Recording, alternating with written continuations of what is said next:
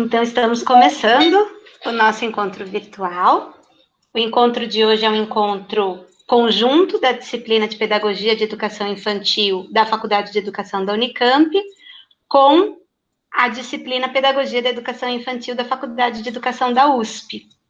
Então, eu sou a professora Gabriela Tebet, da Faculdade de Educação da Unicamp, e quero dizer que é um prazer enorme ter hoje essa aula que vai ter um número muito maior de estudantes.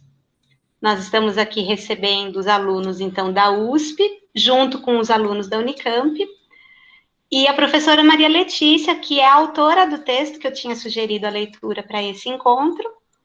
Né? É um prazer enorme ter a Letícia aqui com a gente, e aí vou deixar também a Letícia dar um oi e as boas-vindas aí para os estudantes dela e nós. Então, boa noite a todos e todas, né? É um prazer, né? Como eu dizia, é uma alegria poder fazer essa aula conjunta, né? Quando apareceu a possibilidade, né? E a Gabi conversou comigo, eu falei, nossa, né?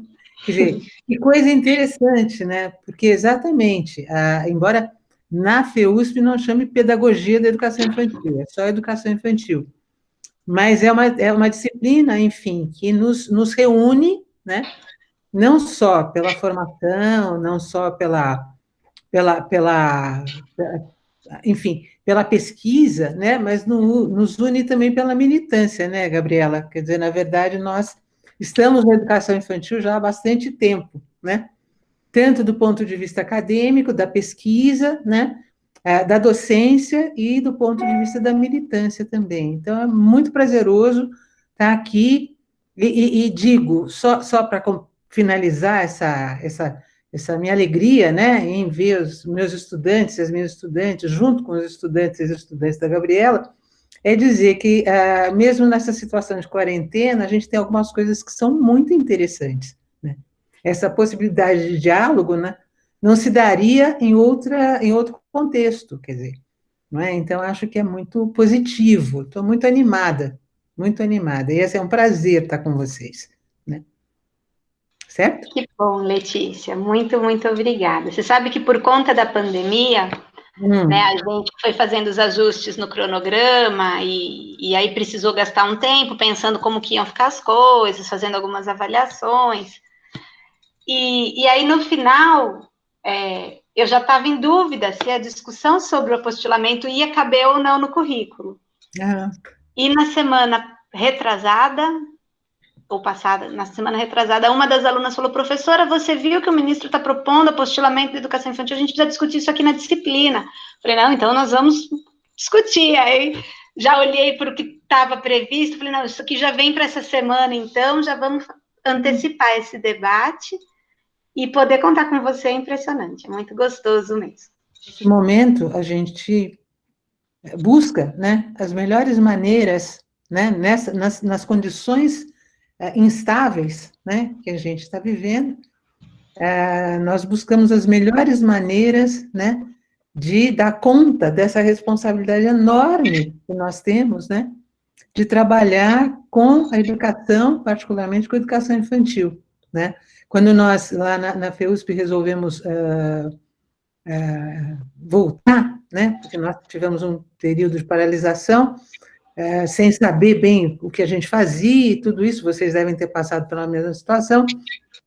Quando nós voltamos, né, eu pude conversar com as minhas e os meus estudantes, a primeira coisa que eu disse é que, assim, me pesava muito a responsabilidade, né, quer dizer, como é que eu vou fazer isso nessas condições que a gente tem agora, né? E veja que as coisas não são assim tão duras nesse sentido, né? Elas são diferentes, né? As relações são absolutamente diferentes, mas são oportunidades que nós estamos tendo de trocar, né, com colegas e de trabalhar de uma maneira mais coletiva, né? Na forma de diálogo, na forma da montagem, de um participar da aula de outro, né? Quer dizer, eu acho que isso para nós é muito saudável, é muito saudável. Eu acho que nessas condições que a gente está vivendo agora, é um dos motivos que nos torna mais entusiasmados, né, em exercer a nossa profissão, eu acho, né? Aqui em Campinas, para vocês saberem, né, a gente teve um dos nossos encontros da disciplina, foi um encontro com vários profissionais da educação infantil, que apontaram um pouco como é que está, né, foi um encontro bem bacana, esse que a Maísa comentou, e o que tem acontecido aqui em Campinas é que da carga horária dos professores, a prefeitura tem autorizado o desenvolvimento das atividades de formação, então os TDC, HTPC, sei lá, os nomes que tem diferente nos lugares, né? Mas aquele horário de formação coletiva, eles têm feito e têm feito online, então às vezes algumas escolas têm chamado a gente para dar palestra, enfim, para contribuir nessa formação. Eles têm feito as formações individuais, então de fazer o planejamento do que eles vão enviar para as crianças, enfim. E do horário que era previsto de atividade com as crianças, a prefeitura tem autorizado eles desenvolverem 1 hora por semana virtualmente, que eles usam em interação com as famílias. Então, praticamente está sendo criado um banco de horas para que esses professores cumpram a jornada que eles não cumpriram durante a pandemia a posteriori. E aí tem toda uma discussão que está em jogo aí, se é possível ou não repor essas horas depois, enfim, o que significa repor as atividades das crianças de 2 anos quando elas voltarem para a creche com 3, por exemplo, né, assim, algo estranho. Mas, enfim, as crianças estão afastadas da escola, está sendo considerado afastamento, os professores estão afastados e não está sendo considerado atividade remota como atividade de educação infantil nesse período na prefeitura. A gente sabe que, por outro lado, algumas escolas particulares têm se engajado aí na elaboração de materiais, de mandar, de cobrar, que tem que entregar para ser considerado, enfim, né? São situações bastante distintas aí da rede pública e privada, imagino que em São Paulo também. Mas o contexto da rede pública de Campinas tem sido esse, de entender que a centralidade do currículo da educação infantil são as interações e brincadeiras, e isso não é possível num contexto de isolamento social. Então, a gente vinha discutindo até nessa disciplina a questão do que caracteriza o currículo da educação infantil, dessas lutas históricas entre uma concepção que é mais lúdica, que é mais da socialização, da brincadeira, das interações, e que estava resguardado nas diretrizes curriculares, né? E uma outra concepção de educação que ela é mais escolarizada, mais conteudista, e que está sempre sendo tensionada, né? E que, de algum modo, se faz presente agora na base. Então, me parece que essa situação toda da pandemia, né, e essa possibilidade do trabalho remoto, ela fortalece, ela evidencia mais essas discrepâncias de concepções, porque quem defende uma concepção conteudista escolarizante, dá para fazer virtualmente. Você manda a tarefa e transmite o conteúdo, né, numa concepção de transmissão de conhecimento. E é o que é possível também no sistema apostilado, que é o tema do nosso encontro, né? Você pensar num conjunto de conteúdos. E quando a gente pensa numa concepção de educação infantil mais pautada nas interações, brincadeiras, já não dá para pensar nem o sistema apostilado e nem um ensino remoto num contexto de pandemia. Então, eu acho que são essas concepções que acabam estando em jogo muito nesse momento, né? Sem dúvida, sem dúvida. São Paulo também nós temos diferentes. Eu não sei se alguém tem alguma informação mais precisa. A minha informação não é precisa, mesmo porque eu tenho informação também da grande São Paulo, né? Porque eu tenho no meu grupo de pesquisa pessoal que é diretor de escola e no ABC, enfim, aqui em São Paulo mesmo. Então eu tenho uma informação que vem mais por aí, né? Mas a gente tem diferentes propostas, né? As escolas alternativas, que antigamente eram escolas que tinham um projeto de trabalho diferente, um projeto mais lúdico, um projeto que ouvia mais as crianças, uma coisa que era bem interessante, né?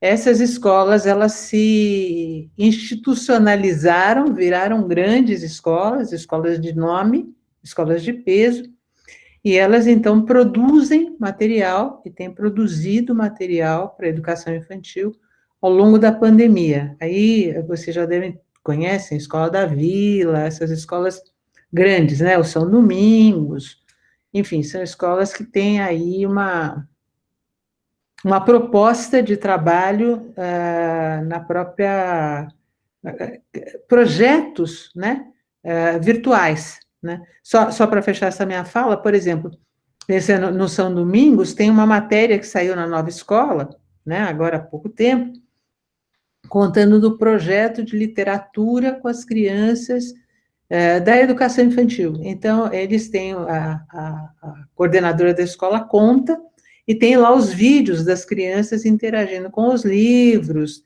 tem todo um ritual de acende vela, na hora de ler, quer dizer, que não é a ideia da transmissão de conhecimento, mas a ideia de provocar nas crianças algumas experiências diferentes de contato com materiais e com propostas dentro deste formato, né? Se funciona ou não, gente, olha, não sei, mas existe os projetos estão aí acontecendo, né?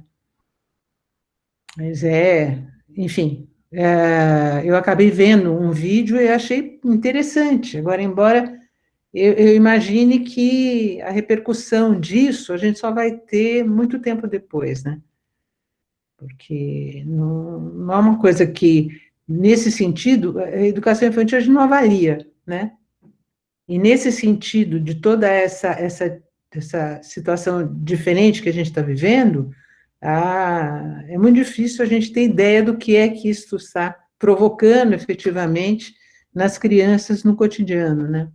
Essa coisa do vínculo, né? A gente podia começar a pensar um pouco nessas linhas, né, de trabalho com a educação infantil. Acho que talvez isso nos traga aí questões para pensar e talvez a gente possa usar essas questões, né, posteriormente. Tradicionalmente, né, a gente tem algumas linhas de trabalho com a educação infantil, seja na escola pública ou na escola particular, né? Porque a escola de educação infantil pública, embora ela tenha uma proposta, pelo menos aqui em São Paulo, tem o currículo integrador, tem toda uma proposta, mas, evidentemente, em cada escola você tem um grupo de professores, uma equipe técnica, e que vai, de alguma maneira, e tem as famílias, e de alguma maneira eles vão interpretar esse currículo integrador, né? Então, por isso essa variação também nas redes públicas. A gente tem, então, uma proposta de educação, que é essa, na qual as apostilas se inserem, que é uma proposta de educação para educação, uma proposta educacional para a educação infantil, que tem um caráter conteudista, que é o que a Gabi disse, né? E que tem essa perspectiva da transmissão, né, aquela coisa vertical, né, transmissão do adulto para a criança, ou já não é nem do adulto para a criança, mas é do material, né, sendo privilegiado em detrimento do adulto, professor, professora, e das crianças, né. A gente tem essa outra linha, que é uma linha que está pautada, né, e que responde e dialoga com as diretrizes curriculares da educação infantil, que é pensar a criança um sujeito integral, né, um sujeito que vai ter direito a uma educação cujos eixos são a interação e a brincadeira, ou seja, a educação infantil se dá por meio dos vínculos, né? A interação e a brincadeira, elas são espaços de contato das crianças, né? E espaços de criação de vínculos, pode-se assim dizer, né? E nós temos, enfim, essas duas, digamos que essas duas correntes são correntes muito fortes, né? E que as escolas se pautam mais ou menos por uma ou por outra, né? É impossível, aquelas escolas que são ecléticas, né? Que colocam Piaget, Freinet, Vygotsky, enfim, todos esses sujeitos, né? Numa mesma proposta. Mas isso já é um outro departamento, porque são escolas que não têm uma identidade, né? Bom, e nas escolas particulares e nas escolas públicas, nós então temos diferentes desenvolvimentos, né, diferentes propostas de trabalho, desenvolvimento não no sentido de desenvolvimento infantil, mas desenvolvimento no sentido de proposta de trabalho, né? Bom, pois é, há alguns anos atrás, né, eu acabei fazendo uma pesquisa sobre as apostilas, né, então fazendo essa ponte, né, exatamente porque eu li no jornal, né, que muitos municípios do interior de São Paulo, li isso no Estadão, enfim, vocês devem ter visto no texto, né, tem umas referências de jornal e tal, que havia, assim, um grande interesse, né, das prefeituras em comprar, né, ou em utilizar esse tipo de material. E aí eu fui buscar, né, entender, afinal de contas, o que é que essas prefeituras, por que é que essas prefeituras compravam esse material? Porque, assim, a Gabriela já deve ter conversado com vocês, enfim, têm aí os vínculos com a rede, vocês leem diferentes textos, e vocês devem saber, né, que já desde 1999, né, nós temos na educação infantil um documento que é muito importante, que são as diretrizes curriculares da educação infantil, né? Que foram construídas, né, na perspectiva, isso, aquela ali amarelinha, né, que foram construídas nesta perspectiva, né, de enxergar as crianças, né, de ouvir as crianças e de oferecer às crianças espaços e tempos, né, para que elas pudessem não só e isso eu acho que é uma ideia que nos é muito cara, né, Gabi? Elas pudessem não só aprender, né, o mundo, mas que elas pudessem aprender a produzir o mundo também, né? Quer dizer, né, por meio das interações e das brincadeiras, as crianças vão, enfim, entendendo, duvidando, querendo saber mais, enfim, apostando, né? No mundo. Então, elas vão produzindo culturas, né? Eu acho que essa é uma ideia muito interessante. A minha turma leu um texto do Corsário, que fala da produção coletiva de culturas, que é uma ideia muito interessante, né? As crianças juntas, né? Elas produzem, né? A partir das vivências, das experiências, das coisas que elas ouvem, elas vão testando e vão criando, né? Essa possibilidade. Pois bem, A nossa turma fez essa discussão com o texto do Florestan, Letícia. que Mas eu bem. apresentei as ideias do Corsário também. Então, está todo mundo sabendo do que você está falando. Eu espero. Mas veja que interessante, veja, se isso desde 1999, nas diretrizes lá de 99, só aparecia, né? Por que é que algumas prefeituras do interior de São Paulo resolvem comprar apostila para trabalhar com as crianças da educação infantil, né? Então, veja, essas ideias que a gente está trazendo, né, de que as crianças, enfim, o eixo da educação infantil, os eixos são a interação e a brincadeira, se a gente sabe disso, né, há bastante tempo, né, por que é que, então, os prefeitos resolveram comprar sistema apostilado, né? E foi isso que me moveu a ouvir as pessoas, eu queria entender o que faz uma pessoa, um dirigente municipal, comprar um pacote de apostilas, papel, que é, ó, papel, não é nem tridimensional, né? Para pôr na mão das crianças. Quer dizer, que sentido tem você deixar as crianças só com esse tipo de material? Bom, aí foi isso que acabou me motivando, e lá fui eu atrás, né? De saber o que acontecia. Tive aí o financiamento da FAPESP, que foi uma pesquisa que foi estabelecida e foi uma, difícil de fazer, porque eu queria fazer, eu excluí São Paulo, porque não me interessava os sistemas privados nas escolas particulares, mas me interessava nas prefeituras, nas redes municipais, né? Afinal de contas, por que você não tem por que é que você compra isso? Quer dizer, o que você espera, né? E que te faz comprar isso? Bom, então lá fui eu fazer a minha pesquisa, né? Mandei, e aí isso está aí no texto, né? Mandei questionário para todos os municípios, exceto a capital, tal. Aí tive poucas respostas, né? Acho que um sexto, um pouco mais de um sexto da 147 prefeituras só me devolveram, e dessas só 29 usavam as apostilas, né?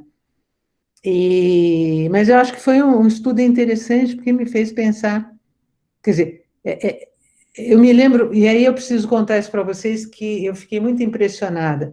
Agora, eu preciso dizer para vocês também que quando eu ia para os municípios fazer as entrevistas, eu não podia falar dos eixos, a interação e a brincadeira, eu não podia me colocar como pesquisadora no sentido de que eu defendo uma educação infantil nessa linha, né? Eu tinha que ouvir e tentar entender. Então, eu ia meio neutra, né? E eu me lembro de um município que eu cheguei e que tinha acabado de chegar um pacote, porque essas apostilas vocês conhecem, vocês já devem ter visto, elas são quase que, enfim, geração espontânea, né? Elas aparecem, né, cada vez em mais lugares, em mais escolas e tudo isso, e elas têm enfim, é claro que elas foram se modificando, né? Elas tinham mais foram se modificando, mas dentro de umas atividades absolutamente sem sentido, né? Mas elas foram se modificando no sentido da tecnologia. Então, quando eu fui fazer a pesquisa, já tinha material adesivo, você podia recortar com a mão, podia colar, podia fazer umas coisas com as apostilas. E eu me lembro de ter chegado no município que tinha acabado de chegar, elas eram organizadas por bimestre, tinha acabado de chegar o material de um bimestre, e a coordenadora da escola veio e disse: ai, oh, professora, venha ver, olha que maravilha, isso é adesivo, é autoadesivo, as crianças, elas mesmas podem colar. E eu aqui, né? Ah, nossa, mas que interessante, porque... E me perguntando, mas que coisa inócua, né? Quer dizer, você tira daqui e cola ali, quer dizer, que sentido tem isso, né? Mas foi uma experiência muito interessante, né? Porque eu acabei acompanhando, né? Eu tinha uma estudante que fazia iniciação científica comigo e que ela foi atrás dessas companhias, né? Essas empresas que fazem as apostilas. Porque aí um parênteses, né? Antes de falar da minha estudante, vocês sabem que se ganha muito dinheiro, né, com as apostilas. Quer dizer, é um negócio, não vou dizer um negócio milionário, bilionário, mas é um negócio onde se ganha muito dinheiro. Essas grandes empresas, tem um estudo da Tereza Adrião, né, sobre que tem uma parte sobre a questão do ensino, da privatização do ensino público, e não só esse estudo dela, mas tem um estudo interessante, eu vou só pegar aqui a minha informação. Letícia, enquanto você busca essa informação, só fazer uma observação também, que aqui na Faculdade de Educação a gente tem mais duas colegas da área de educação infantil que estão atuando hoje, né? Sou eu, a professora Maria Aparecida Guedes Monção, que foi do Fórum Municipal de São Paulo de Educação Infantil, a Cidinha, e a Luciane Muniz, que também trabalhou no grupo com a Tereza, né, e a Luciane Muniz, que oferece a disciplina de política da educação infantil, e é um debate que ela sempre faz, ela inclusive mencionou, é que ela também estava na CG, as duas, né, tanto a Cidinha quanto a Lu, disseram que não teriam condições de estar aqui conosco hoje, mas a Lu disse, olha, comenta com a Letícia, porque esse debate que ela faz sobre a questão do apostilamento conversa muito com a nossa discussão sobre a privatização do ensino, como o apostilamento é uma das formas de privatização escamoteada, né? Então, que é um debate importante também da gente fazer, né? E de ter essa leitura de como, por meio do apostilamento, você destina verba pública para iniciativa privada. Isso, exatamente. É uma situação que eu diria absurda, né? Porque ao invés de você investir na própria formação, na elaboração de proposta curricular do município, enfim, há uma série de coisas muito interessantes que podem acontecer num município, principalmente um município menor, né? Não um município tão grande quanto São Paulo, por exemplo, né? Campinas também é muito grande, Ribeirão, Guarulhos, mas essa ideia de que você tem ali as suas famílias, as suas crianças, e que você pode montar uma proposta pedagógica na educação infantil que envolva interação e brincadeira naquele grupo, naquele contexto. Quer dizer, por que é que, então, os dirigentes não se empenham numa situação dessa natureza, né? É mais ou menos isso que eu estou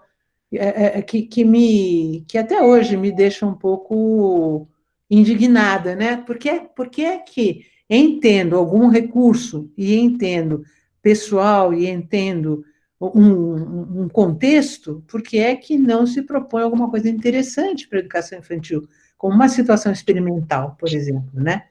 A gente às vezes fala lá da Itália, tal, que é um lugar pequenininho, que é por isso que eles fazem umas coisas tão interessantes, tal. Pois é, mas os nossos municípios pequenininhos não se interessam em propor uma coisa mais interessante. Interessante é cansaço já, viu? Mas, né, para pensar um pouco nesse trabalho com a educação infantil, né? E sem dúvida, né, a educação é vista não como um direito, mas como uma mercadoria, né? Quer dizer, eu acho que essa é a grande questão, né?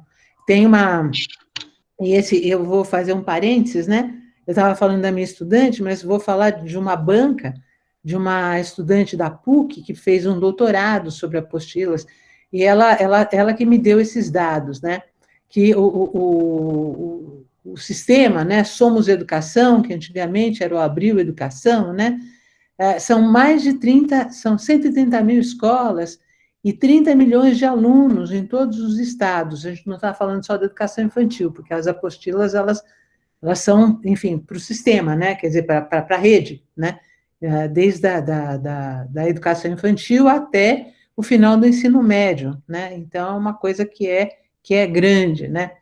E essa doutoranda, hoje doutora, ela dizia que a receita, por exemplo, desse Somos Educação, né, em 2014 foi 1 bilhão e 300 milhões de reais, né? O Pearson, por exemplo, que a gente sabe, né, que é uma editora super grande, tarari, tarará, tarará, em 2007 teve um lucro de 634 milhões de libras, né, que dá 1 bilhão e 200 milhões de dólares, né? Dá muito dinheiro! Não, eu estou trazendo isso porque a gente, quando trabalha com educação infantil, a gente não imagina, né, que o que tem, né, dessa questão da mercadoria por trás. Então, por isso que eu trouxe essa informação, porque eu acho que é uma coisa interessante, né? O Santillana também, né, que comprou as editoras Moderna, a editora Salamandra, né? Quer dizer, então, veja, há aí um mercado, né? E muito dinheiro, né? Vou dizer de uma maneira bastante popular, muito dinheiro rolando por trás dessa história, né? Quer dizer, uma das coisas que ficou clara também para mim quando eu fui entrevistar os nossos dirigentes é que, na verdade, para eles, né, era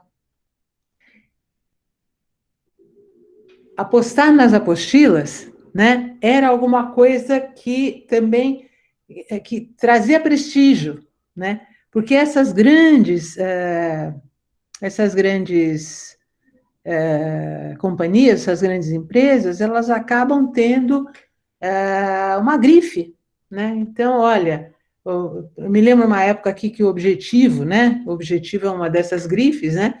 Que, olha, é o sistema objetivo. Bom, mas o que é o sistema objetivo, né?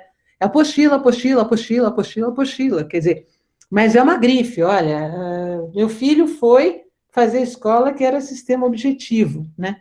É, é, enfim, há uma série de questões que estão por trás, né? E muito. Letícia, vou contar uma história de É, quando eu era muito pequena e é, estudei num colégio objetivo durante algum tempo, objetivo júnior, né, que é chama a claro. educação infantil do objetivo.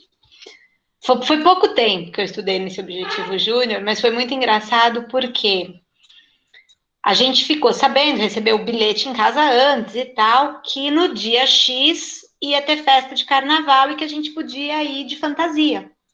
Uhum. E eu estudava em outras escolas antes, né, que tinham, não era objetivo. E aí a gente foi, eu e a minha irmã fomos para a escola de fantasia, para o carnaval, e chegamos lá fantasiadas e a gente foi para a sala. E Hum. sentou na carteira, e a professora mandou abrir a apostila na página X. E eu não tinha levado mochila, não tinha levado apostila, porque para minha mãe não fazia o menor sentido no dia da festa de carnaval você levar mochila com apostila, né? Então, olha o que é a lógica de um sistema de ensino que manda as crianças venham de fantasia, hoje é dia de festa, mas a festa é só na hora do intervalo. É, A gente saiu da escola rapidinho.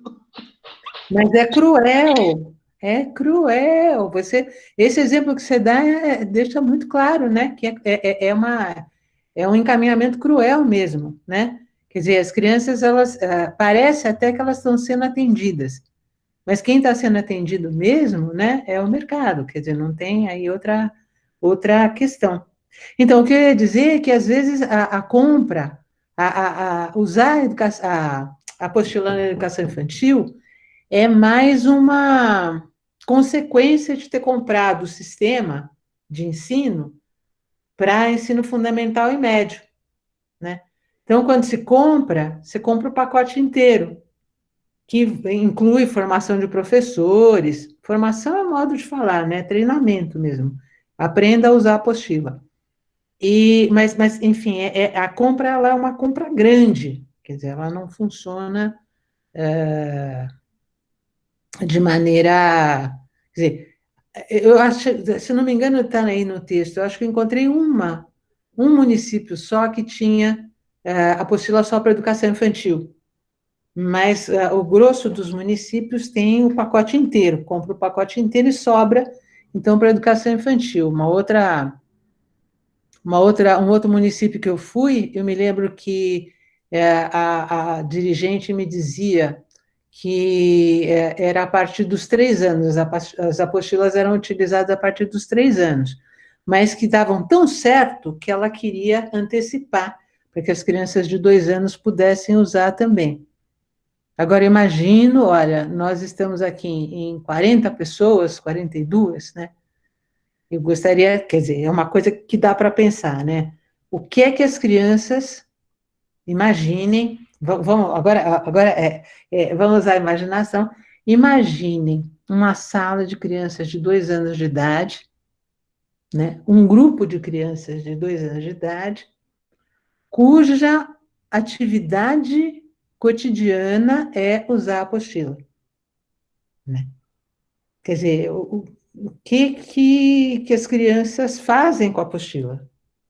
Que, que, que, que interação pode haver entre as crianças e as apostilas, né? Quer dizer, uma questão muito complicada. Mesmo crianças de 3 anos de idade, Talvez com 4 anos elas até achem interessante ter um caderno que elas possam carregar para lá e para cá, por conta desse interesse muito grande que há em muitos lugares de que as crianças, né, vão para a escola, fiquem grandes. Hoje mesmo à tarde a Patrícia estava falando dessa coisa das idades, né? Então as crianças vão ficando maiores, então, olha, vão ficando mais, né, posudas, no sentido de carregar um caderno embaixo do braço. Talvez isso até funcione um pouco. Mas, concretamente falando, né, que sentido faz para as crianças de 2 anos uma apostila, né? Vamos imaginar o que as crianças podem fazer com a apostila. Pode fazer casinha, pode, Ô, pode. Letícia, o seu texto ele traz para mim assim, várias questões, gosto muito dele, né? Acho que ele traz elementos bastante importantes para a gente pensar. Hum, Eu destaquei aqui algumas ótimo. passagens para a gente conversar, né? Eu vou, assim, nesse bate-bola, de vez em quando eu mostro um slide, eu tiro, depois eu mostro outro, mas tem algo que sempre me preocupou muito na discussão sobre o apostilamento, e eu acho que, enquanto profissionais da educação infantil, a gente não pode deixar isso passar, né, ileso. E aí eu queria trazer um parágrafo do seu texto aqui, quando eles dizem o seguinte, né, temos muitos professores contratados, todo ano tem que existir esse processo seletivo, então nós não sabemos ainda como o professor está preparado. E através do processo, nós temos que colocá-los dentro da rede. Então, a partir do momento que você direciona é usar a apostila, né? Você está garantindo pelo menos o mínimo. Através do acompanhamento durante o ano, aí nós padronizamos, não é? A vantagem que a gente enxerga é essa história do aluno, de repente, estar estudando aqui, ele vai para outra escola, ele tem continuidade. Então, a questão da apostila, o lado positivo seria essa padronização. Quer dizer, tem um trabalho que foi feito, um mestrado da Leila Costa, na Unicamp, que também é bem interessante, sobre o uso do sistema Uno no maternal. E ela vai dizer que, assim, você precisa da apostila porque o professor não é bem informado. Aí o professor precisa da apostila porque a família cobra. E a família cobra a apostila porque a escola disse que tinha que ter apostila e fez pagar. Então, se eu paguei, eu quero que use. Né? Mas, de verdade, não tem nenhuma fundamentação pedagógica para o uso da apostila. E eu acho que, assim, o mais deprimente e preocupante é a gente aceitar que alguém diga: você tem que usar a apostila porque eu não sei se você é bem informado. Claro. Você tem que usar a apostila porque eu não confio na sua capacidade de exercer a sua profissão sozinho. Claro.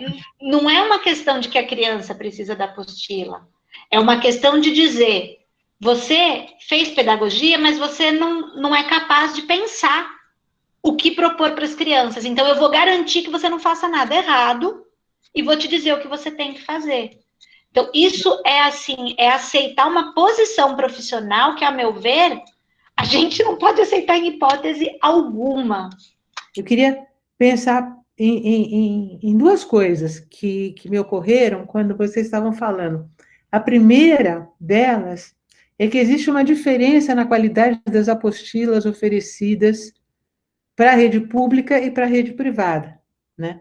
Essas grandes empresas, elas têm apostilas diferentes. Quando se vende, por exemplo, a grife, Objetivo, ou Coque, ou, enfim, qualquer uma dessas grifes, né? Se vende para uma determinada municipalidade, né? Para uma rede pública, as pessoas acham que é o Objetivo, é o Coque, porque tem a grife por trás. Não dá para tirar isso de vista. Mas são conteúdos e são materiais muito diferentes. Bom, não estou com isso defendendo as apostilas desse modelo ou daquele, mas é só para a gente entender que a ideia eles vendem, a Maria Elizabeth tinha colocado alguma coisa no chat algum tempo atrás. Quer dizer, existe uma questão de mercado. Essas apostilas elas têm que ser muito bonitas mesmo. Como eu disse, tinha lá o autoadesivo, né? O adesivo que você mexia, o picote, que seja a criança picotava, tinha uma série de coisas, quer dizer, eles não vão vender, gente, papel de pão, né, com meia dúzia de desenhinhos, não, tem que ser um material que tenha aí uma apresentação que corresponda à grife, né? E eu digo isso com tranquilidade. Eu fui professora no magistério, eu vou contar para vocês onde. No Objetivo, ali na Paulista, 900, aqui, ali na Paulista 900. O Objetivo resolveu montar um curso de magistério, só, ó, muitos anos atrás. E lá fui eu trabalhando no Objetivo, né? E foi muito divertido. Eu tinha feito cursinho lá, voltei então como professora, e assim, eles queriam que a gente fizesse apostila. E eu fiz uma apostila. Eu trabalhava com POEB, né? Com políticas, né? Leis e políticas, tal. E perfeito. E eu fiz uma apostila, nunca funcionou, porque a minha apostila não tinha a mesma lógica do que eles queriam, certo?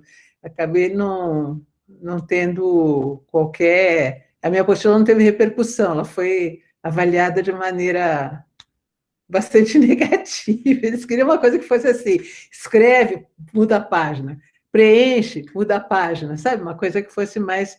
A minha tinha leitura, reflexão, tinha que pensar, escrever, aí não funcionou. Bom, mas enfim, mas o que eu queria dizer, né, que as falas de vocês me trazem isso que a Gabi acabou de falar, né, do preço, né, quer dizer, você tem que ter um material muito bom no sentido de muito bem feito.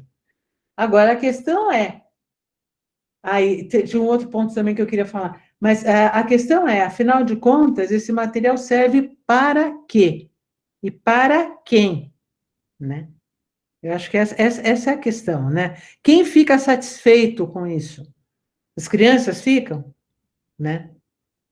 E a questão da loteria, quer dizer, quando o Edson fala da loteria, que tem um professor que é bom, outro professor que é ruim, né? Bom, mas isso independentemente se da apostila, né? A escola é um coletivo e as pessoas são ali formadas junto, né? E informadas ou não. Gabi, conta, fala um pouco você agora. Tá tão boa essa discussão aqui pelo chat? Não, o pessoal está perguntando da rede pública, né? Na rede pública, quando tem apostila, também não tem escolha, é igual na rede privada, né? Assim, você tem que adotar aquele material e pronto. Eu acho que a metáfora que o Edson trouxe da loteria, ela é bem bacana, e aí depois eu passo a palavra para a Anistela, que está pedindo aqui no chat. É uma metáfora bem legal, Edson, mas eu acho que a grande questão é a gente pensar na questão da probabilidade. Então, assim, a gente vai pensar numa loteria em que raros são os bons professores, e por isso eu preciso padronizar, ou eu vou pensar numa loteria em que raros são os péssimos professores, e por isso eu preciso dar espaço para que eles possam construir uma pedagogia na relação com as crianças. Né? Eu acho que esse é um ponto. Porque quando você assume um material apostilado para garantir que não haja maus professores, você também não permite que os bons professores façam bons trabalhos. Então, você passa a régua num ponto que eu tenho dúvidas se esse ponto está acima do que seria a média dos professores ou está abaixo. Porque o mercado está apostando de que a gente está abaixo da média. Eu não acredito nisso. Eu acredito que a gente tem excelentes profissionais na educação infantil, capazes de propor coisas muito mais bacanas do que tem nas apostilas. É evidente que as apostilas são lindas, são maravilhosas por uma questão de mercado. Se você for calcular quanto custa aquele conjunto de 8, 10 pilhas de livro que você compra, sai mais de R$2.000 por mês do sistema privado. E para o sistema público não é muito diferente, só que quem paga é o município. Então, é sim uma forma de você desviar dinheiro público, de você superfaturar em algumas situações, de você financiar a iniciativa privada com dinheiro da prefeitura, né? E elas impedem a gente de trabalhar e de desenvolver um bom trabalho. Agora, eu acho que a coisa mais triste de tudo isso é pensar o que acontece com as crianças. Porque as crianças deixam de ter as condições de produzir conhecimento. Assim, para além de toda a discussão econômica, quando a gente luta por uma concepção de educação, por uma concepção de infância, a gente vai tendo aí o avanço das pesquisas, o desenvolvimento dos estudos da infância, e a gente tem nas diretrizes uma fundamentação que se respalda de algum modo nesses debates dos estudos da infância, de dizer que a criança é um ser integral, que nas interações, relações e práticas cotidianas brinca, imagina, fantasia e constrói conhecimento e cultura. Quer dizer, isso se ela não estiver sentada na cadeira tendo que preencher o formulário apostilado, porque sentadinha na cadeira, repetindo o que está escrito na apostila, colocando a resposta certa que foi dada previamente, ela não é produtora de cultura, ela não interage, ela não cria, ela não imagina, ela não faz nada, ela só repete. Repete o que a apostila previu, né? Então, eu gosto muito de uma fala do professor Altino, acho que alguns de vocês provavelmente devem já ter ouvido em alguma formação, né? E aí eu trago aqui uma imagem de um contexto. Isso aqui é na residência de um dos bebês que fazem parte da pesquisa que a gente está desenvolvendo. Essa foto foi tirada do Facebook da família, com a autorização deles. E, quer dizer, as experiências da educação infantil cabem numa folha de papel A4? E daí a coisa mais ridícula, né, é que as apostilas da educação infantil são no A3. Então eles falam assim, não, é porque o A4 é muito pequeno, a gente fez no A3, que é maior. Mas não, a questão não é o tamanho do papel, a questão é que a experiência e a aprendizagem da educação infantil não cabe numa folha de papel, nem que fosse numa cartolina, né? Ela é muito mais do que isso. Então, a gente precisa, em vez de passar por cima do pontilhado para desenvolver a coordenação motora fina, poxa vida, a gente pode brincar com linhas, a gente pode fazer arte, a gente pode fazer um castelo de areia, a gente tantas coisas, construir um brinquedo com os materiais da natureza, tudo isso também atinge os mesmos objetivos. Né? Ao invés de ligar, eu tenho uma história, Letícia, quando eu era professora de educação infantil, eu me lembro de um projeto que a gente desenvolveu com aquele livro O Sanduíche da Galinha Maricota. E aí, não sei se todo mundo aqui conhece a história, mas a galinha maricota ia fazer um sanduíche e começa a aparecer vários animais.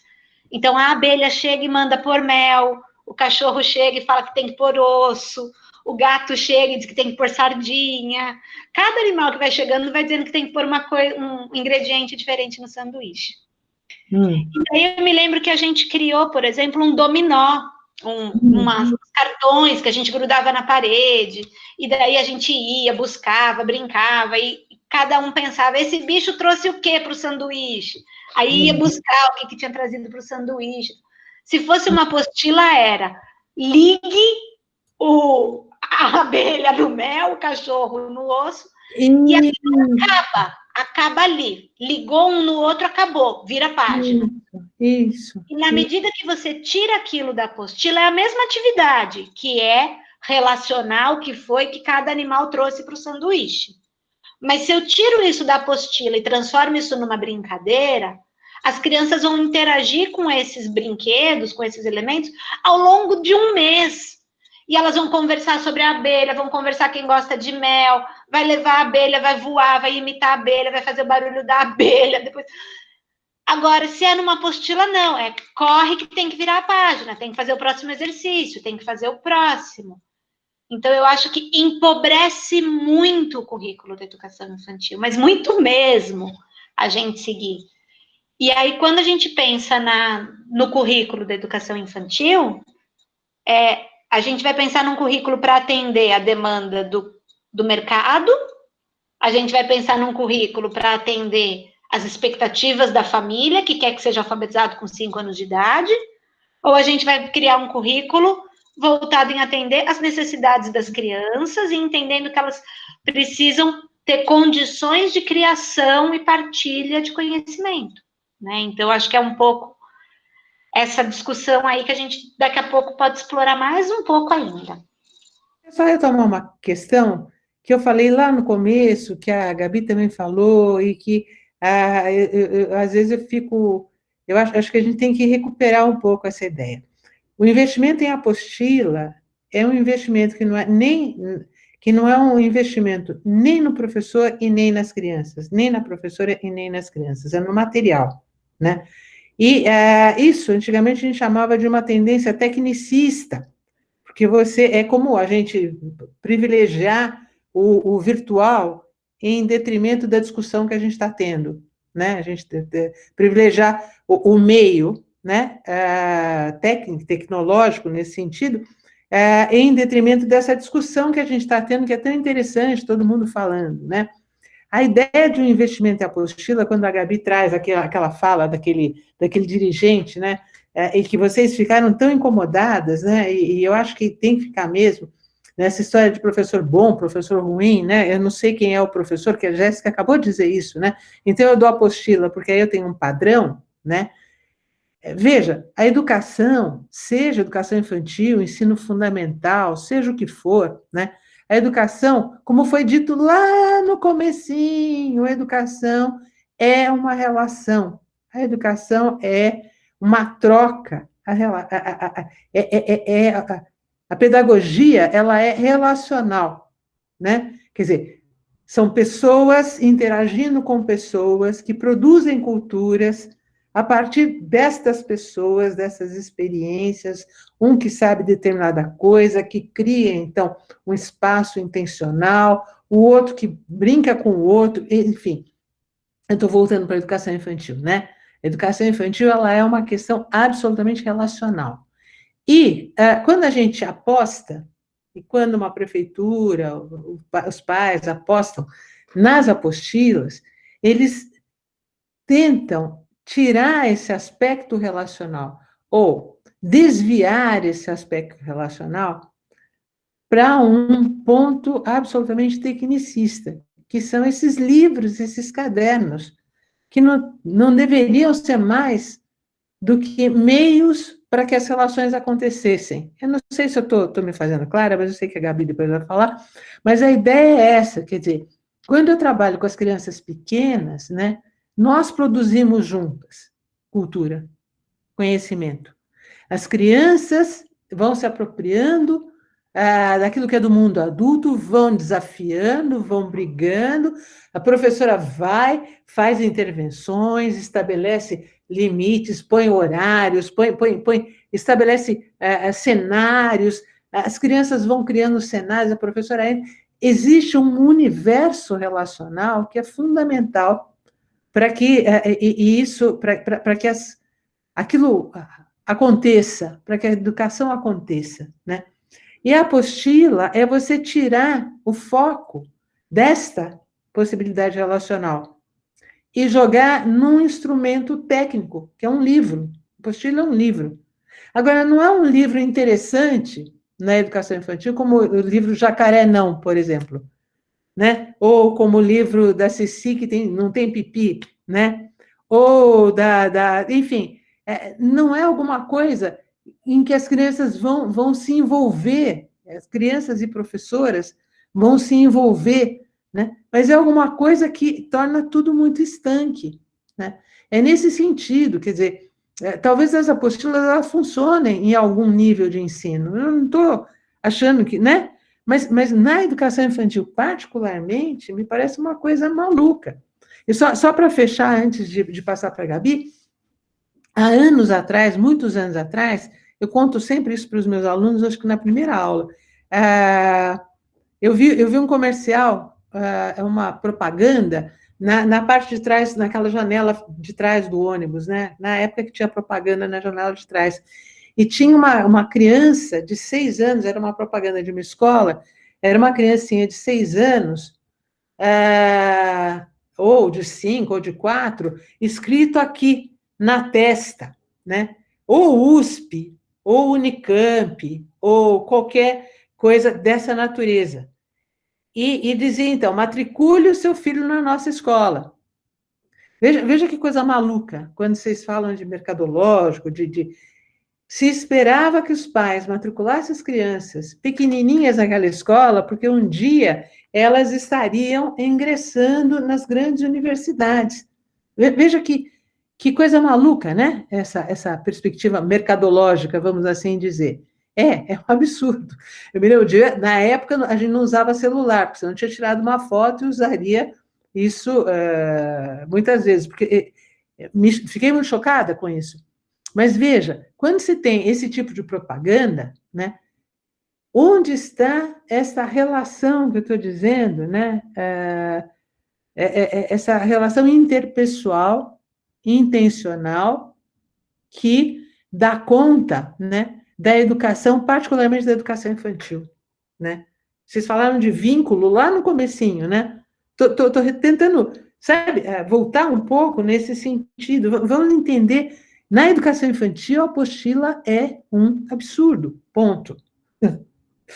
Pode ser até que não seja em outro nível, no ensino técnico, não sei. Mas a gente está aqui discutindo a educação infantil, né?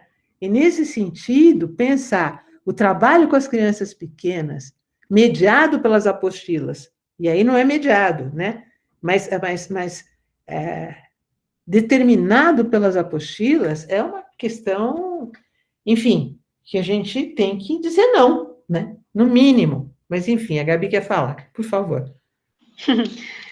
Não, Letícia, eu queria, na verdade, retomar com o pessoal, acho que alguns elementos interessantes, tanto da história, né, da educação infantil, como do seu texto e dos debates que a gente faz na disciplina de educação infantil, e eu imagino que você deva fazer também com o pessoal em algum momento, né, mas de pensar que até a LDB, a educação infantil não era vista como primeira etapa da educação básica. Isso. E isso significa que até 96 havia muito pouca produção de conhecimento no campo da educação voltado para as crianças pequenas. Uhum. Porque o campo da educação tinha um foco maior na questão da escola, né, do ensino fundamental, enfim. E essa ideia, né, do foco na escola, ela vai se transformando muito lentamente, tanto é que nos referenciais de 98 ainda tinha, né, essa coisa dos objetivos por idade, das atividades e tal, essa coisa meio que de dizer o que tem que ser feito. Acho importante pontuar que a sua pesquisa ela acontece antes da publicação das diretrizes de 2009, né?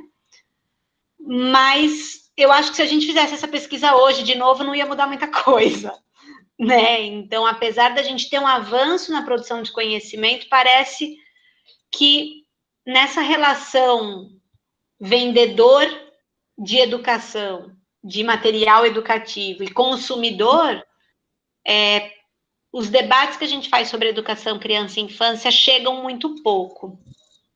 Uhum. E aí, eu fico pensando, né, uma discussão que a gente faz no campo da infância e que é bastante importante, e que você traz logo no início, né, quando você traz o texto, né, essa referência ao Kvortrup, né, que é a ideia do ofício de aluno, que vai marcar as discussões da sociologia da infância. Então, a gente tem essa discussão que a sociologia da infância nasce em contraposição à sociologia da educação, né? A gente também lê o texto da Rita March, e de pensar, né, o que significa a gente falar dessa institucionalização da infância na escola, dessa escolarização. Porque quando o Kvortrup falava, que é o 95/2002, que as crianças se beneficiam no convívio com os seus pais, mas as crianças e pais vivem cada vez mais distantes em suas vidas cotidianas. Isso não vale na pandemia, né?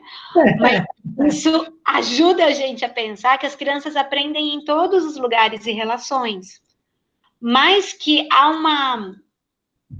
um casamento aí muito forte, né, entre a noção de infância e a escola, né, esse modelo moderno de infância muito relacionado com a escola e que agora a pandemia acho que coloca em xeque muita coisa.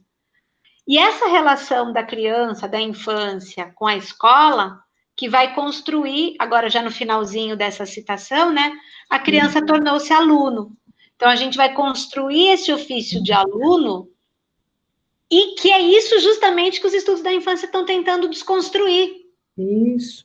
E é a base da ideia de toda a discussão que a gente tem no âmbito dessa discussão, enfim, sobre apostilamento, né, que é a venda de um material que produz o aluno, dentro de um modelo de educação e de escola que está absolutamente superado, dentro de um modelo de escola que é transmissivo, né, que é um modelo que vai enquadrar dentro de um formato de aprendizagem em que você é pouco ativo. E daí, os documentos mais recentes, sobretudo a Diretriz Curricular Nacional para a Educação Infantil de 2009, republicada em 2010, né, elas constroem um modelo de educação, uma concepção de currículo de educação de criança tão bonita, e que a gente vai abrindo mão na medida em que a gente fala, não, vamos comprar uma apostila porque é mais fácil.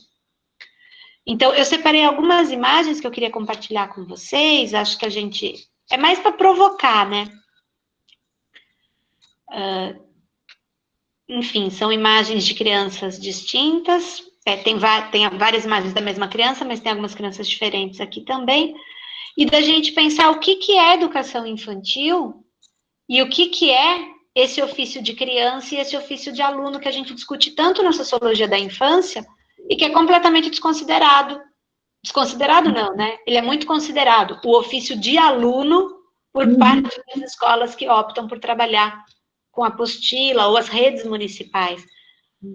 A gente teve em São Carlos, em 2014, uma proposta da prefeitura de apostilar a educação infantil, e o Fórum de Educação Infantil Regional teve uma atuação muito contundente e importante. A gente conseguiu barrar, né, a compra desse material e solicitamos o investimento do recurso em formação continuada, porque era muito mais eficiente do que trabalhar com uma apostila que limita a criatividade do professor e que limita a criatividade das crianças, né, na criação de saberes, na ressignificação do mundo em que vivem.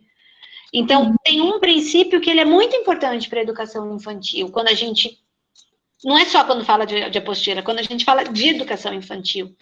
E que é o princípio que também vai nortear as decisões que a gente tem tomado, por exemplo, hoje, quando a gente fala sobre se é possível ou não fazer estágio remoto durante a pandemia. Dá para fazer estágio em educação infantil de modo remoto? Dá para a gente acompanhar o ofício de criança? Ou dá para acompanhar só o ofício de aluno? Né? Dá para a gente lembrar da indissociabilidade do cuidar e educar? Como é que a gente cuida remotamente? Como é que a gente cuida por meio de um sistema apostilado? Né? Como é que eu permito as brincadeiras e a criatividade? Então, eu acho que a gente tem aqui elementos que são constituintes e fundadores da educação infantil, né? O avanço da produção de conhecimento sobre a infância, e a gente aceitar uma proposta de apostilamento, ou qualquer proposta que seja uma proposta escolarizante, focada só em conteúdos na educação infantil, é algo bastante complicado, porque é jogar no lixo todo o acúmulo de discussões do campo da infância. Eu trouxe essas imagens mais para provocar mesmo, mas para a gente ir articulando os debates de uma aula e de outra, né? Então, assim, o que a gente está discutindo hoje sobre apostilamento tem a ver com o que a gente discutiu quando falou o que é um currículo da educação infantil, tem a ver com o que a gente discutiu quando a gente estudou as diretrizes curriculares, tem a ver com o que a gente discutiu quando estudou o ofício de criança, o ofício de aluno. Então, todos esses debates, eles são conectados. E não dá para falar, tudo bem, então vamos fazer uma apostila porque é bonita, né? Ou porque a prefeitura comprou, então a gente vai ter que adotar. Eu acho que a gente tem que assumir uma postura crítica em relação às apostilas, é também fazer a luta pela valorização profissional. É dizer, eu sou um profissional competente, formado, capaz de pensar e, sobretudo, entender que o currículo e a docência da educação infantil não se faz só pelo professor. que a docência da educação infantil, ela envolve a organização dos espaços, dos tempos e dos materiais. E ela se faz a partir de um diálogo com as crianças. Então, é a partir da relação com as crianças que a gente vai replanejando esse espaço, esse material, esses tempos. E a apostila não permite nada disso, né? A apostila não considera a criança como um sujeito, como um protagonista, como alguém que pensa o mundo, que tem o que dizer, que contribui. Então, a apostila ela faz parte de um projeto de colonização da infância, né? Para a gente pegar a discussão que o Sarmento vai fazer da colonização da infância, por exemplo, né? Acho que tem, enfim, era só um monte de coisas para a gente pensando juntos aqui. Essa conversa vai longe, né? Mas eu queria fazer uma observação, né? Eu acho que nossa, muito interessante isso que você trouxe, Gabi. Eu acho que é isso mesmo, quer dizer, acho que é isso mesmo, a questão do ofício de criança, ofício de aluno, eu acho que essa é uma questão séria. Mas eu queria fazer uma observação, quando você fala que as diretrizes, né, elas vão se manifestar em 2009, né? Na verdade, eu ainda lembro das diretrizes de 1999, que foi a referência que eu fiz, né? E no estudo, nesse texto, né, uma questão que me incomodava muito é porque, assim, o referencial curricular, só preciso falar um pouquinho disso, porque eu acho que é importante.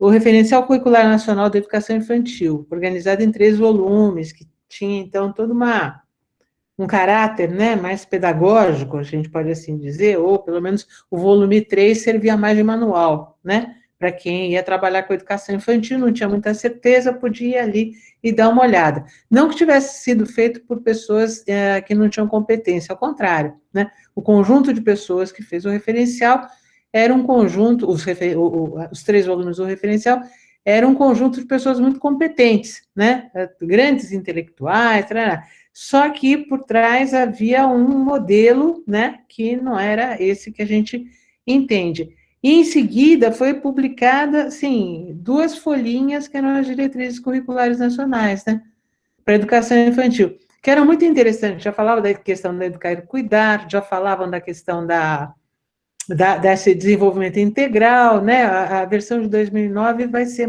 menos tímida, digamos assim, 99 é uma pincelada, né, e a de 2009 vai ser um pouco mais detalhado. Mas as pessoas, e isso, eu me lembro que quando eu prestei o concurso lá na USP, isso foi o meu tema, e eu dizia, naquela época, depois Maria Malta disse que era uma bobagem isso, mas eu vou dizer isso para vocês, que assim, como o referencial eram aqueles livros interessantes, né, e as diretrizes eram 2 folhinhas só, quem queria saber das diretrizes? Né? Ninguém nem sabia que existia, né? As pessoas queriam era usar o referencial. E os sistemas apostilados se apropriaram do modelo do referencial para se estruturar como proposta, né?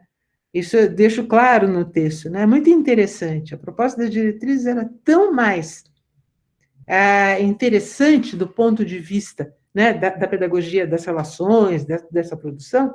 Entretanto, o referencial ele tinha um destaque muito maior, né? E teve durante muito tempo, quer dizer, até hoje, eu tenho a impressão que isso deve funcionar. E eu acho que a grande questão que a gente tem, e aí só para provocar um pouquinho, é pensar as BNCC, né, como no mesmo lugar desse referencial, também elaboradas por pessoas interessantes, competentes e tudo isso, mas que acabam refletindo uma linha de educação, né, que não é aquilo que a gente espera que aconteça na educação infantil, né? Eu meti agora o dedo na colmeia. Na colmeia? Na colmeia, né? Então, agora as abelhas vão começar a fazer... E eu vou sair com a mão inchada. Mas veja... Mas é interessante isso que você está falando, né? Porque eu me recordo de ter escutado algumas pessoas que participaram do processo de elaboração da BNCC, por exemplo, dizendo, né? Porque acho que a gente chegou a comentar isso aqui com o meu grupo, mas é legal falar para todo mundo, que a BNCC, a gente teve aí várias versões, né? E um golpe no meio do caminho, e que a equipe que estava elaborando a BNCC foi trocada, e que o que foi publicado não conversa muito com o que estava sendo gestado originalmente. E aí é interessante a gente saber que nesse processo todo, as pessoas ligadas à produção de material apostilado estavam acompanhando o processo de elaboração da BNCC. Essas pessoas estavam dentro do MEC, das reuniões. Então, quando a BNCC foi aprovada, assim, pouquíssimo tempo depois, você já tinha lançamento de materiais apostilados de acordo com a nova BNCC. Isso. Né? Então, você tinha uma proposta, eu acho que foi uma estratégia muito equivocada do movimento de educação infantil, de resolver participar da construção da BNCC. Acho que a gente não tinha que ter reivindicado que tivesse base para a educação infantil, a gente devia ter ficado fora da base, mas uma vez que a gente entrou, a base, ela vinha sendo construída, a gente teve na Unicamp o ano passado, Letícia, uma palestra, a gente convidou o Paulo Foch para vir contar sobre a produção da base, porque ele participou do processo, né? Uhum. E o diálogo com ele foi muito legal, porque ele conta justamente essa história de que a ideia desse grupo que decidiu contribuir para a produção da base para a educação infantil era reforçar o que já estava escrito nas diretrizes de 2009. Né? Porque o movimento de educação infantil tem as diretrizes de 2009 como a grande referência de avanço, de respeito às diferenças, né? A questão da educação indígena, da educação quilombola, enfim, das brincadeiras e tal. Então, quando a gente pega o texto da base, a gente vê como se fosse uma introdução, dizendo o que é educação infantil e tal, e os princípios são lindos. O direito de brincar, de conviver, né? Acho que são 7 direitos, reafirma as diretrizes, reafirma que as interações e brincadeiras são a base do currículo. Mas outra coisa, e depois, né? Aí vem a mudança. Então, é importante a gente olhar para esse documento e perceber que esse monte de objetivos de aprendizagem com meta, por idade, não sei o quê, não tem nada a ver com o que vem nas páginas anteriores, né? E que precisava ser desse jeito, porque esse jeito de dizer quais são os objetivos de aprendizagem para cada faixa etária é o que garante, é o que permite o mercado vender apostila. Porque as diretrizes do jeito que estava antes não dava para você vender apostila com conteúdo. Agora dá, porque agora você tem objetivos por faixa etária, com código para você dizer, olha, essa atividade está atendendo o código tal, essa atividade está atendendo o código tal. Né? Então, é muito complexo esse jogo aí, e as empresas de produção de apostila estavam envolvidas e acompanhando toda a discussão da construção da base. Isso não foi o Paulo Foch que disse, foi outra pessoa. Mas... não, sem dúvida, sem dúvida.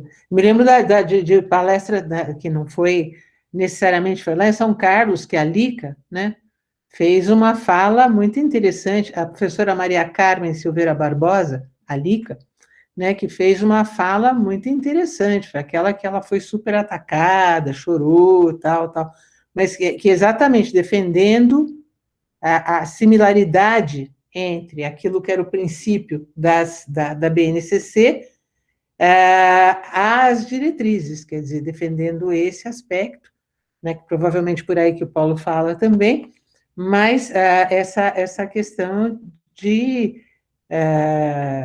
inclusive, defender que era melhor que o pessoal que fosse da educação infantil pudesse fazer isso, do que vir uma pessoa de fora e fazer enfim, fazer essa coisa mais tecnicista, né, já de cara. Mas eu acho que é importante. Agora, eu acho que nós que vamos trabalhar com as crianças, nós que somos professores e professoras das crianças pequenas, a gente tem que ter essa clareza, né? Eu acho que essa discussão que você provoca, Gabi, ela é muito importante, porque como é que eu vou trabalhar com a educação infantil, né, se eu não enxergar todo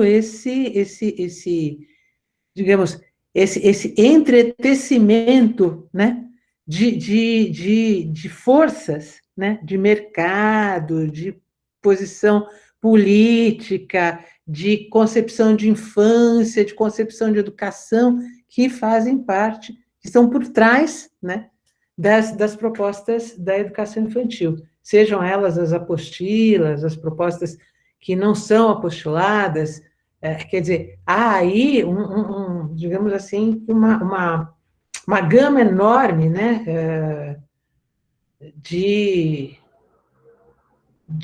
pontos de vista, de posições, não é? E que estão aí, a questão do dinheiro, mercado, né? Estão por trás de todo esse movimento. Eu digo sempre, quando a gente entra na sala de educação infantil, a gente acha que a gente vai trabalhar com as crianças e acabou-se, né? Mas que por trás desse trabalho com as crianças tem várias tendências, várias posições, várias questões, né? E questões ligadas a diferentes aspectos, do econômico ou cultural, né? Para imaginar, né? Por trás, eu acho que isso é super importante, né? Eu ia propor de ver se mais alguém gostaria de fazer algum comentário, se tem alguma pergunta, né? Acho que a gente acabou não tocando num ponto importante também, que é o que significa essa proposta de compra de material apostilado para todo o Brasil, pelo governo federal, no contexto atual, né, em que a gente está vivendo uma crise, não só de saúde, mas também uma crise econômica que já vinha de antes da pandemia, né, e qual é o motivo e a necessidade de gastar tanto dinheiro para mandar material apostolado para as escolas, né, com tanta coisa para fazer, com tantas outras demandas de investimento. Eu acho que durante essa pandemia, não sei, Letícia, o que você tem visto também aí em São Paulo, escutado do pessoal, mas aqui, assim, a sensação que eu tenho é que tem ficado cada vez mais evidente o quanto que é importante para as crianças a relação com os materiais, né? Os tempos, os espaços, os materiais que a gente sempre fala. Aqui, a Prefeitura de Campinas eles organizaram kits com o material escolar, que em geral vai para as escolas e fica lá no almoxarifado, é usado coletivamente, os lápis de cores, cadernos, papéis coloridos, etc. E foi enviado para a casa das famílias. Então, as famílias têm relatado, assim, quantas coisas interessantes elas estão construindo e proporcionando para as crianças por conta de terem recebido esses materiais. Né? Eu tenho visto também isso em algumas situações da rede privada, que a família já tinha comprado material escolar no começo do ano, e as escolas agora estão mandando devagar alguns materiais e fazendo propostas de atividades e tal. Então, assim, acho que o investimento na educação infantil ele tem que ser esse, de materiais, de papel colorido, de cola, de tesoura, de cera, canetinha, massinha de modelar, argila, enfim, tecidos, né? E para que a gente possa exercitar a criatividade e não uma criatividade de um profissional contratado previamente, que foi colocada num papel impresso bonitinho, mandado para todo mundo, né? Mas vamos, te passo a palavra. Só complementando o que você está dizendo, eu concordo plenamente. Aqui em São Paulo também, algumas escolas fizeram isso, né? As nossas escolas municipais, elas estão mais dando vale alimentação, essas coisas, cesta básica e tal.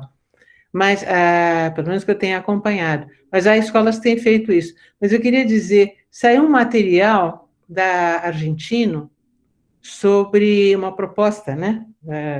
Para esse momento da pandemia, né?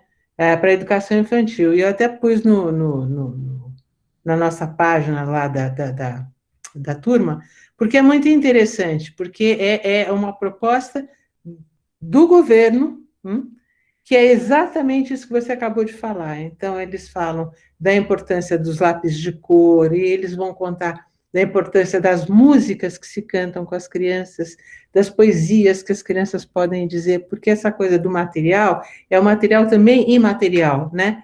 Essa ideia toda da nossa cultura, você trabalhou com Florestan, né? Mas essa coisa toda, o Mário de Andrade, enfim, essa coisa toda da nossa cultura, né? E que é alguma coisa que é muito legal nesse momento, né, em que as crianças não têm a interação e a brincadeira nesse sentido mais comum, né, intrageracional, mas tem essa possibilidade das músicas, das parlendas, né, da coisa das trava-línguas para os mais velhos, essa coisa das bobagens, da rima, né, que são coisas que são muito fortes, né, do ponto de vista cultural, e que é alguma coisa que dá para fazer com as crianças e que as crianças curtem fazer, né, e essas músicas, né, que do ponto de vista adulto, às vezes até nem fazem muito sentido, mas é o Manuel de Barros, né, aquela ideia, as ideias estão por trás da poesia do Manuel de Barros, as pinturas do Picasso, coisas desse tipo, do Miró, né, mais do Miró. Mas então, é essa a ideia, né, e esse documento, depois, se você se interessar, se vocês quiserem, eu mando para vocês, porque é muito interessante, é muito simples e é muito diferente daquilo que a gente vê aqui nesse desministério da educação, né? Que é uma coisa, enfim, de um achatamento, né? Terrível, né? É achatamento mesmo, né? Não tem jeito. É um rolo compressor que está passando sobre nós, né? E que é um rolo compressor que gasta muito dinheiro, digamos assim, com alguma coisa que não deve gastar. Eu vou colocar aqui no chat para o pessoal Hum. um texto que eu publiquei no meu site a semana passada, Bacana. sobre a questão também do calendário escolar durante a pandemia e a questão da legislação, tem algumas ideias bacanas. Se alguém quiser, enfim, depois entrar lá no blog e deixar pergunta, a gente vai conversando. E eu posso te mandar também, Letícia, a carta de orientação da Prefeitura de Campinas para a educação infantil nesse período. Aí você passa para os seus alunos e eu passo a carta de São Paulo para os meus, para a gente conhecer um pouco desses dois contextos. Isso, excelente. Vamos fazer isso sim. Eu acho que é muito, muito bom que a gente possa divulgar mesmo, né? Essas boas ideias, né? E que a gente possa explicitar mesmo essas más ideias. E acho Embora que o mundo não seja bom e mal, né? mas acho que a gente tem, de fato, assim, é muito legal estar junto aqui hoje, as duas turmas, né? Porque o contexto de Campinas e o contexto de São Paulo são contextos muito específicos nessa pandemia. Porque a gente tem, tanto em Campinas quanto em São Paulo, uma história de relação dos gestores da educação infantil, da prefeitura, né, de parceria com as universidades, que estão sempre fazendo pesquisa. Então, a gente tem em São Paulo, né, a Sonela Rubia, que está há um tempo, e parceria com vários docentes da Faculdade de Educação. A gente tem aqui em Campinas, assim, um conjunto de profissionais que durante anos acompanharam um grupo de estudos da Ana Lúcia Goulart de Faria, né, que hoje estão acompanhando um pouco do meu trabalho, do Dalu, da Cidinha. Mas então a gente tem gestores da educação infantil que estão acompanhando as discussões do campo. É diferente do que a gente vê em algumas cidades pequenas, em que os gestores não têm a menor ideia do que seja educação infantil, não sabem nem quais são os documentos que orientam e fazem propostas muito descabidas, né? Então, eu acho que as propostas da pandemia desses dois municípios são propostas muito bonitas. Eu acompanhei o processo de construção também de São Paulo, o pessoal estava me contando, e que trazem, que são impactadas pelo que o campo da educação infantil tem construído, né? Agora a gente pega outras propostas por aí e dá até medo. É verdade, né? é verdade. Eu acho que é isso aí, eu acho que é muito importante, acho que foi uma experiência muito boa, né? Esse nosso diálogo hoje, ou, né? Essa possibilidade dessa conversa, eu agradeço muito mais uma vez, né? Essa possibilidade de vir com a minha turma, né? Para encontrar a Gabi e a turma dela, né? E estarmos aqui, né, conversando e passamos a hora, enfim, ficaríamos aqui mais algum tempo, né, se não fosse essa limitação também do modelo, né? Se fosse ao vivo, né, a gente podia ir longe disso, né? Mas eu queria agradecer muito essa oportunidade, porque tem umas questões que a gente discute muito pouco lá na FEUSP, porque tem uma expectativa que a gente vá por outros caminhos, né? E eu acho que essa possibilidade da gente trocar, né?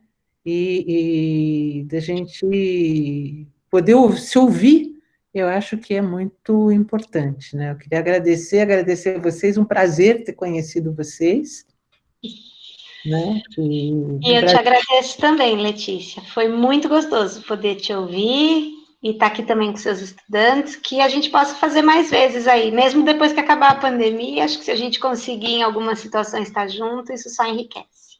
Foi muito Nós legal. Tá. Olha, vamos deixar aí já encaminhada uma possibilidade. Eu acho isso ótimo. Eu odeio trabalhar sozinha, entendeu? Eu também. É muito ruim, né? Mas a gente não tem jeito, né? A gente acaba ficando tão isolado. Eu estou achando, nesse sentido, repito o que eu já disse, a pandemia teve essa vantagem, né? Amanhã de manhã eu tenho reunião com o pessoal da educação infantil, a gente vai discutir a aula de hoje, sabe? As coisas a gente vai trabalhando de outro jeito, isso é muito bom. Então fica aí indicado, ó, um monte de testemunha. Gente, muito obrigada a todo mundo pelas questões, pelas partilhas de experiências, de sensações.